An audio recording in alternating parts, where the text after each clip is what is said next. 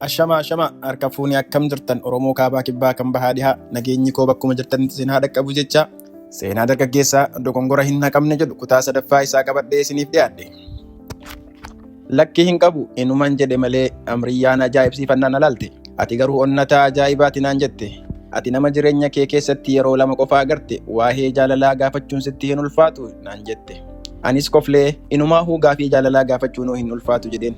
Amriyyaan hanga of to'achuu dadhabdu takka kofaltee yeroo abbaan ishee manaa bayu nuti ilillii yookaan abaaboo dhaabaa jirra. Nu arganii dhaabbatanii seeqatanii akkas nun jedhan jajjabeewwan koo har'a waan bareedaa yoo facaaftan borus waan gaarii hammattan waan badaa yoo tahes fakkaatama isaati nun jedhan.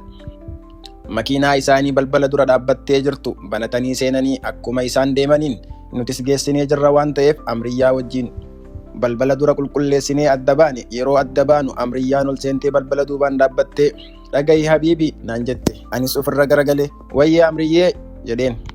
Tasgabbaahii ishii xiqqoo isii lafa qabadhu naan jette. Kofaltee balbala cuftee deemte. Sanbata xiqqaa haadha koo waliin hojjetaa oole. Ani nyaata yeroo dalagu cimaadha. Dubartii tuffachiisaa bar dilbata Miikiyaasii waliin dabarsee Amriyyaa sanbatas tahee dilbata hin agarre. Wiixata guyyaa waan ajaa'ibaa hedduu itti dhageenyu akka ta'u abdiin qaba. Akkuma wiixanni gahee wal agarre Miikiyaas fa'aa waliin mana shaayii cornaaqqee yookaan qoqorii irraa nyaannu deemnee erga ajajannee booda Miikiyaas akkas jedhe, abboo guyyaa lamaan kana waanuma ajaa'ibaa arge nun jedhe. Abinnat akka waan nama maraatee cal'isee kophaa isaa kofla. Maal argite Miikiidhaan jedhe gama isaa garagalee.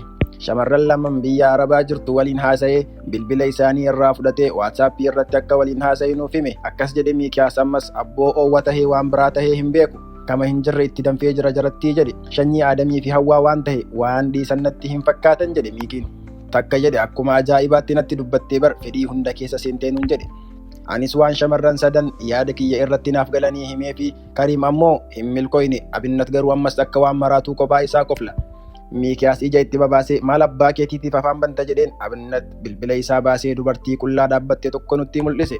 Hundi keenya wal harkaa fuunee laalle. Ammas akkas jechuun nutti hime yeroo torbee takka hin guunne keessatti mallaqa siif erga naan jette nun jedhe. Guyyaa 3 keessatti suuraa qullaa ergisiisuun garuu waan nama ajaa'ibsiisudha. Guyyaa 15 booda nu sadan keenyaafuu mallaqni dubartii biyya Arabaa jirtu irraa nuuf ergame. Yaadni kennaa inni jalqabaa mana yeroo itti dabarsinu kireeffachuu ture. Sana booda naannoo sanarraa fagaanne mana kireeffanne. Manichi keenyas maqaan isaa biiroo yookaan oofisa jennaan. Mana kireessine keessatti wantoota barbaachisaa tahan erga itti guunnee booda Miikiyaas akkas jedhe yaada bareedaa fide. Feebanii fi Heelaniin as finnee akka waliin rafnu yaada jedhu nuu fide. Yaadni samoona kana amma kama hin jirre namatti tola. Heelanii fi Feebaniin akka amansiisnu walii gallee adda baane. Kariim shamarran Habashaa biyya Arabaa jirtu amansiisuu baatus takka waliin viidiyoo koolii haasawaa fuula isaa fayyaalessa fakkaatu laaltee mindaa isii baatiidhaan akka ergituuf walii galan. Akka waan biyya Afrikaa guutuu to'anneetti nu gammachiise. Amma wanti murtiin guddaan kiyya Feebanii waliin akka rafu amansiisudha. Shamarran biyya Arabaa jirtu irraa mallaqa erga fudhachuu eegalle akka araada irratti hin kufneef of eeggachaa yeroo takka maaliif baanee hin qamaani waliin jenne. Sana booda bahuu eegalle. Anaa fi Miikiin Feebanii fi Heelaniin akka nu waliin rafan godhuuf amansiisuu yaaluu eegalle. Guyyaa jimaataa Feebanii waliin wal agarre akka biiroo yookaan oofisa kenna akka nuuf laaltu fuudhee deemeen. Dursee Abinnatiin fa'aa waliin haasawee jira waan ta'eef mana qulqulleessanii kara mana puulii deemanii jiran. Osumaa jennu wanni biiroo kenna keessatti argamu fooxaa yookaan hansoolaa Kariim manaa fide. Akkasumas firaasha binnee fi teessoo pilaastikii xixiqqaa qofatu jira. Akkuma balbala bannee ol seenneen waaw! Firaashni keessan akkam bareeda jette Feeban. Kophee ishee baafattee utaaltee firaasha gubbaateetti. Ani balbala irra dhaabbadhee ilaala. Yaanni kiyya kan hardhaa yoonaaf mijjaawe na waliin rafuudha. Yoonaaf hin taane ammoo yeroo biraa akka na waliin raftu mijjeessuudha. Deemee ishee cinaa taa'e. Feeban yuunifoormii ishee baafattee borsaa ishee keessa kaahatte. Jalaan surree uffattee jirti waan ta'eef surreedhumaan teesse. Gubbaan ammoo shurraaba bulee bareedduu tokko uffattee jirti. Kan borsaa ishee keessatti qabattee dhuftedha. Barsiisaa Iyyaasuun erga rifachiiseenii booda yeroo hundaa akkas gooti. Cinaa isii akkuma taaheen Feebiyyee hangam takka na jaalatta jedhee gaafadheen sirba Miikaa'el qaalii koo sin jaalladha jedhu na sagalee bareedaa ishee saniin naaf sirbite. Gaafiidhaaf deebii gahaa ture jedheen itti siiqee jechuun kiyya bar of dabarsitee of naan kennitu jedheen laphee koo irra ciistee jireenyi koo si hidha si malee jireenya maaliin qaba akkamitti of si dhooggadha naan jette. Sin jaalladha jedheen Feeban sin jaalladha yeroo jedhuun ni gammaddi laphee koo irraa kaatee gama hidhii kootiitti deemte. Anaa fi isiidhaaf wal dhungachuun salphaadha. Amma mana duwwaa arganneetii miti yeroo makaanuu ija namaa ofirraa ilaalaa karaa gubbatti carraa argame wal dhungachaa oolla.